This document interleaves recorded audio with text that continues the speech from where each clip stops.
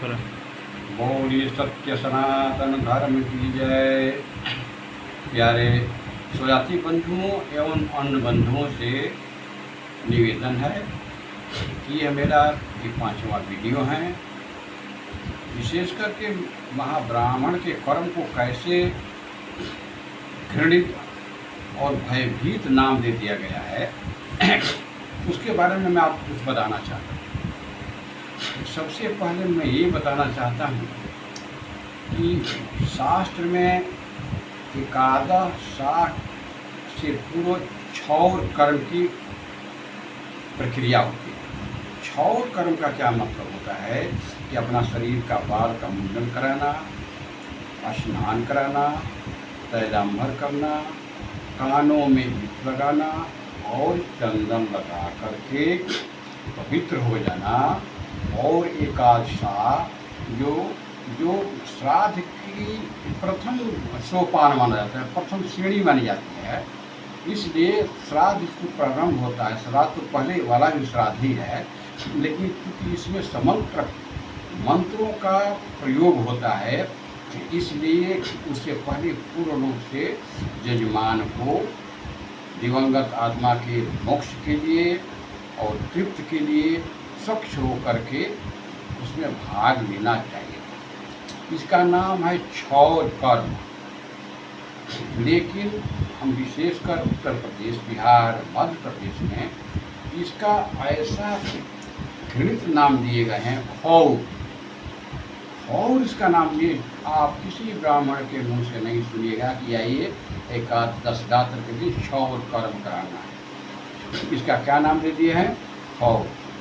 नाम ने से ऐसा नाम जो आपके वो घृणा पैदा कर देता है। और जो अगर वो यज्ञ में भी क्षौर कर्म होता है, भागवत सुनते तो भी क्षौर कर्म होता है, लेकिन वहाँ खौर का प्रयोग नहीं करते हैं। वहाँ बोलते कि क्षौर करा करके यजमान और आचार्य आकर के बैठे। तो देखिए हमारे कर्म को कैसा घृणित नाम दे दिया गया है, खौर होता है। ये नहीं कि क्षौर कर्म करने जा रहे हैं, आज हम शुद्ध होने जा रहे हैं। आज हम एकादश का जो प्रथम सोपान है शुद्ध होकर के श्राद्ध कराना के, उसी दिन हमको शुद्धि हो जाती है। शुद्धि हो आपका शुद्ध तक से शुद्धि हो जाती है। इस पुनीत काम करने के लिए जाते हैं, इसका नाम क्षौर कर्म है, लेकिन खौर कहते हैं। इसलिए सबसे निवेदन है यजमान से भी और जो सुन रहा है उसे भी इसका समुचित नाम सम्मानजनक क्षौर कर्म कहा जाए। दूसरी बात ये क्या है कि जो भी होता है प्रेत कर्म को ऐसा भयभीत नाम दे दिया कि प्रेत कर्म है। अच्छा, प्रेत कर्म है। अगर देखिए, अगर आप लौकिक सिद्धांत कौमुदी पढ़े हैं और व्याकरण पढ़े हैं और इस प्रेत कर्म को संधि विच्छेद करना जानते होंगे, तो अगर संधि विच्छेद करते हैं तो इस प्रेत कर्म को वो संधि विच्छेद करते हैं तो प्रेधन इतः प्रेतः, यानी वो आत्मा जो तीव्र गति से स्वर्ग में जाने के लिए तत्पर हो, ललायत हो, उत्साहित हो, उसको प्रेत कहते हैं। अच्छा, ये लोग प्रेत को डरावना नाम दे दिए गए हैं कि देखते ही ऐसे यजमान के मन में, ऐसे समाज के मन में एक भावना डाल दिया गया है कि ये प्रेत कर्म है। लेकिन ये किसी विद्वान ने नहीं, हालांकि बताते हैं कि बहुत बड़े बड़े आचार्य हैं, हम नव व्याकरणाचार्य हैं, लेकिन प्रेत का किसी में जो विद्वान होता तो इसको करके देखेगा कि प्रेता धनयिता प्रेता, तो प्र का मतलब प्रवेश भी होता है। तो प्रवेश इसी से बना हुए लंबा विषय है व्याकरण का, हम इस पर नहीं जाना चाहते हैं। लेकिन इसका शाब्दिक करते हैं कि जो आत्मा जो सदगति के लिए, जो अमृत आत्मा तीव्र गति से स्वर्ग की ओर जाने की चेष्टा कर रहा हो, इसी को प्रेत कहते हैं।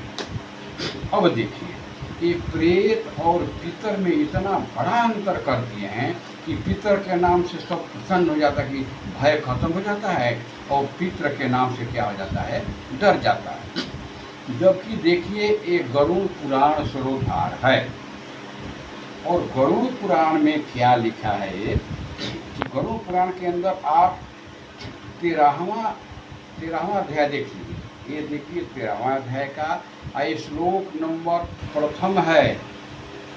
ये क्या कहता है? सुश्रुतताक्ष प्रवक्ष्यामि सपिंडीकरणखिलां क्रियां प्रेत नाम परित्यज्य यया पीतगणे विशेषतः। यानी इसका क्या होता है, अर्थ क्या होता है? हे तथाक्ष, भगवान कहते हैं सपिंडीकरण आदि संपूर्ण क्रियाओं के विषय में बताता हूँ, जिसके द्वारा मृत प्राणी प्रेत नाम छोड़कर पितृगण में प्रवेश करता है। वो नाम आपको बताया ना कि जो प्रेत है वो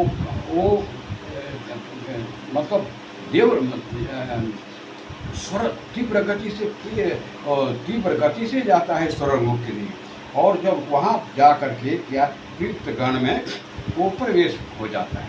तो दूसरा शास्त्र में लिखा हुआ, पुराण में लिखा हुआ, वेद में भी लिखा हुआ कि वहाँ पर भगवान कहते हैं पितरों से कि एक हमको प्रेत रूप में पितृ प्राप्त हुआ, आप उसको स्वीकार करिए। तो इतनी ये दो बातें जो मैं आपको बताया हूँ कि महाब्राह्मण वंश को अब अपमानित करना मान लीजिए, आज जो भी मान लीजिए, बड़े विद्वानों ने बड़ी विद्वता से इसको जहाँ देखिए वहाँ हमको नीचे ही गिराया, ऊपर नहीं उठाने का कराम। इसलिए हमसे निवेदन है हमारे ब्राह्मणों भाइयों से, अरे ब्राह्मण तो हम खुद हैं, आप हमें किस कारण से महाभारत किए हो आप जानिए।